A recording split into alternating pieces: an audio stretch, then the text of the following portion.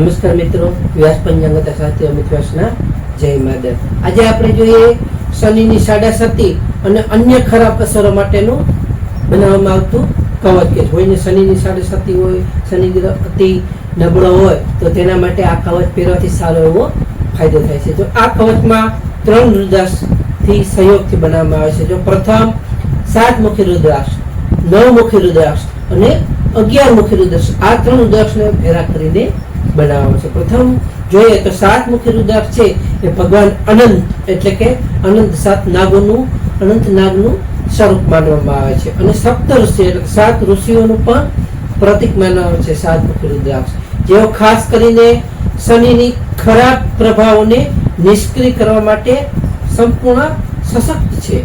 એમાં પ્રથમ ત્યાર પછી 9 મુખી રુદ્રાક્ષ છે. 9 મુખી રુદ્રાક્ષ છે એ ભૈરવ દેવતાનું પ્રતીક માનવામાં આવે છે, જે શનિદેવને નિષ્ક્રિય કરવા માટે પણ સક્ષમ માનવામાં આવે છે. અને 11 મુખી રુદ્રાક્ષ, જે 11 મુખી રુદ્રાક્ષ છે એ શનિની ખરાબ પ્રભાવોને તરત જ દૂર કરે છે. આ કવચ એટલે કે 7 મુખી, 9 મુખી અને 11 મુખી, આ 3 રુદ્રાક્ષને મિક્સ કરીને બનાવવામાં આવે છે. કે શનિવારે સાંજે સૌપ્રથમ આ કવચ સાંજે પહેરવાનું. કે શનિવારે સાંજે આ કવચ લઈ આવી તેને ગંગાજળથી શુદ્ધ કરી, ચંદનનું લેપન કરી, કુમકુમ, ચોખા, ધૂપ, દીપ વગેરે પૂજા કરી કે ઓમ હનુમંતે નમઃ, ઓમ હનુમંતે નમઃની એક માળા કરી ત્યારબાદ આ કવચને સોનાની ચેનમાં અથવા ચાંદીની ચેનમાં અથવા કાળી દોરીમાં તમારા ગળામાં ધારણ કરવું જોઈએ. એવું કહેવાય છે કે આ રુદ્રાક્ષનું કવચ પહેરવાથી